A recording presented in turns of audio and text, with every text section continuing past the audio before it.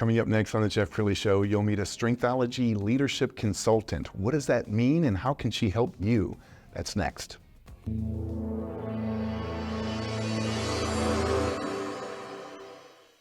Many are predicting that the worst is yet to come, which is unfortunate, said one person here. Until now, they've enjoyed the reputation of being the nation's icebox. Watched a burglar in his home this morning by webcam. As a journalist of over 25 years, stories are what make my world turn. Reporting live from the Dallas newsroom tonight, Jeff Crilley, Fox 4 News. But in 2008, I took the jump from my familiar life and started a PR firm from my home. We're talking about anyone with a camcorder like the one I'm using becomes a television network. We started slowly growing the company, and we now have over 100 clients, and we've branched into the world of live digital broadcasting. I now own 8 different TV studios and have a huge team, and the stories that I now get to share are sometimes the most important of my life. Life has a funny way of coming around full circle.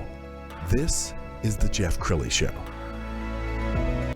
Well, I'll tell you, I know my strengths. I haven't been tested, but my strengths are communication skills. I'm an extrovert. I love to meet people. I love all those things.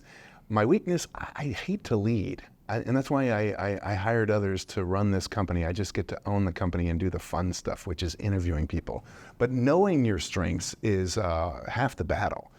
Brandy Schade is in the studio. She's a Strengthology Leadership Consultant. Thanks for coming on the show. Thank you so much for having me, Jeff. Absolutely. Well, I want to hear your journey. So how did you become a Strengthology Leadership Consultant? So I have an unorthodox journey. I originally was a mathematician. I went through a degree called actuarial science and was studying how to be an actuary at insurance companies.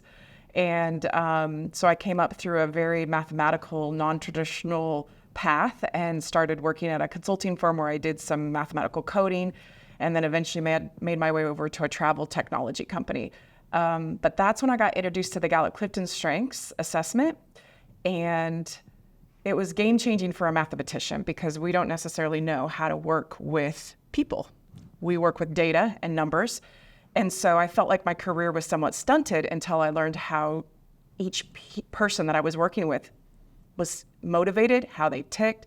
And then as I started to work with each one of them and understand this is how I can have influence and get them doing their best work, the magic started happening. And this is when people started saying, you're changing my life. I'm doing something I love. I'm highly engaged.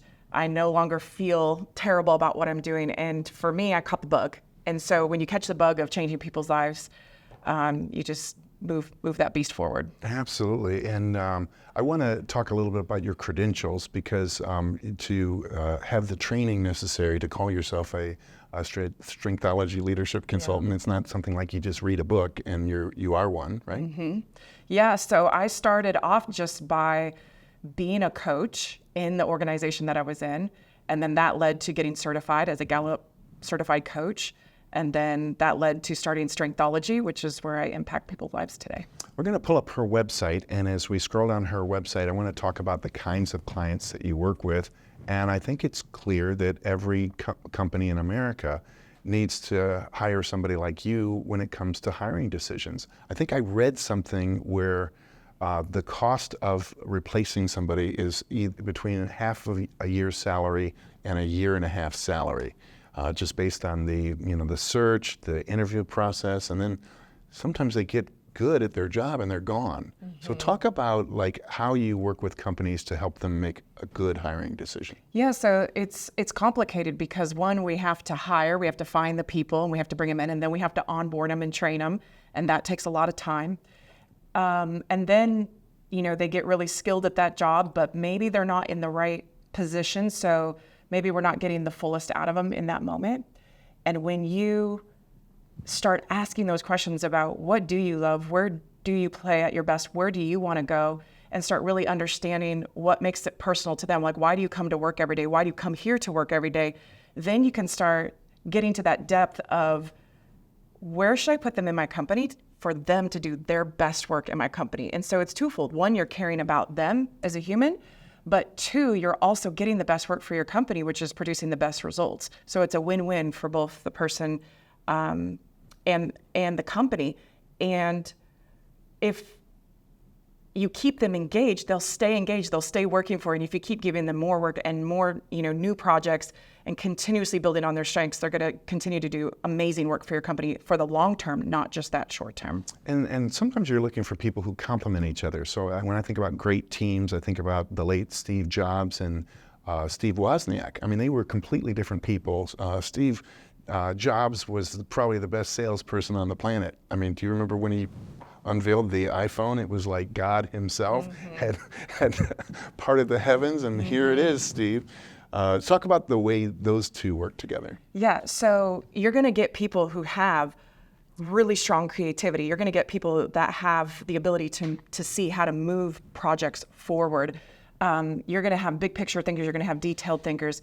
And you said something interesting, because you said that sometimes you need to partner with people, but in my world, it's all the time. You always need to be understanding what you're strong at and where you need to play on the team, but also then where you need to align others to play to their strengths on the team. And you can never get somewhere in a big way unless you have these partnerships formed and aligned, and you're working together effectively. And so you do want some way to connect with these other people. You want to enjoy working with them, but then you also need these strong differentiators, just as you said, that then complement one another in order to bring out the fullest of both people's strengths and engagement and energy, so that they're producing a massive result together. Absolutely. We've got some video from our library of just different workplace scenarios. And I want to talk about a common mistake that happens in this country is that you have this hotshot salesman or saleswoman,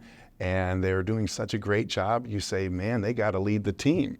And you promote them, and then they fail because, number one, they probably didn't read a management book, but that might not have been their strength. Mm-hmm. Yeah, so I've had the experience of taking someone and putting them into a role and then having to rearrange them and put them into a role and then have to rearrange them and put them into the role.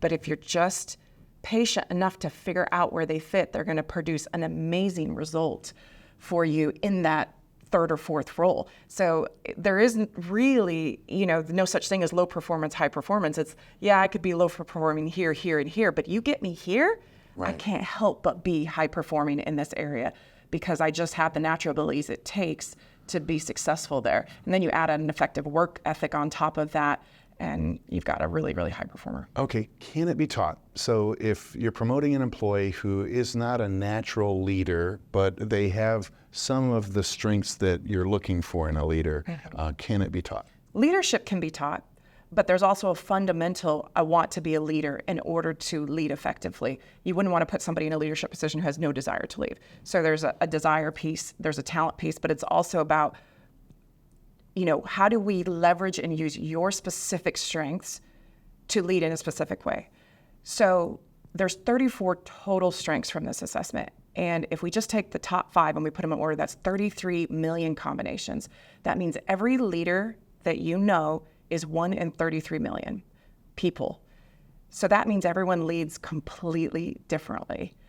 And so it's not about leading exactly the same way as the person next to me or this other person on my executive leadership, but finding my own shoes of leadership and leading in a way that's extremely effective for me and for my teams, which also means that I have to differentiate my teams in a different way than the leader next to me has to differentiate their teams. All right, let's take a leader that we all know, and I know you haven't worked with him, but Elon Musk. Yeah. I mean, as you look at him from afar, what qualities do you see? So the number one strength that I would guess that he has is futuristic.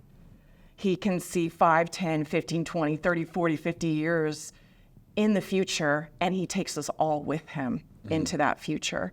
He's extremely focused on that. He clears all distractions and beelines towards the future, streamlining the processes and the technology all around him. And it's been so fun watching him really come to realize that it takes strong partnerships to get to where you go. And so now that he's partnering effectively with all these different people and valuing his teams and the work they do that he's no longer doing, he's the visionary, but then he's empowering them to do the work. you can see the massive results that he's producing with that. Absolutely. You're a very popular guest on podcasts. We're going to pull up a podcast that you were on about a year ago, and I watched the whole thing.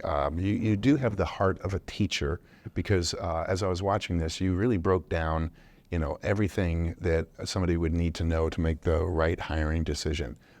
Do you enjoy teaching? So one of my top 5 strengths is learner, which means I love to learn, I love to master things, and I love to teach and consult back to others. So absolutely. And in fact, when you look at my strengths, I'm actually quite low on influence, natural influence, but I have learned that if I put myself in a teaching position and in a caring position, then I'm able to build the relationship and teach people what they need to know to actually influence them and help them change their lives. Sure. I'm hearing that employees who are quiet quitting, they're not quitting a company, they're quitting a boss.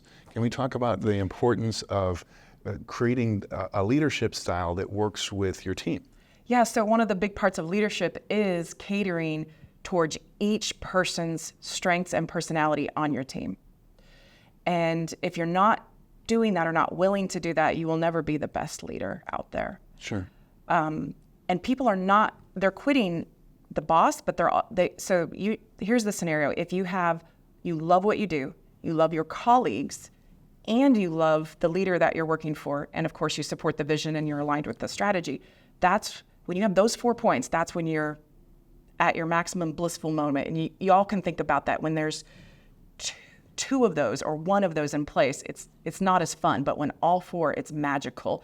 So as a leader, we're trying to create that environment where we're getting someone doing what they love, we're getting them working with people they love, we are working with them in a way that works for them as a leader, and we're getting them aligned with the strategy, the strategic vision, or the belief system of the company. I imagine it would also work in your personal life. Husbands and wives should know how they relate to each other, or a parent and a child. Yeah, I know sometimes you can have 3 kids and you have to parent each one a little differently.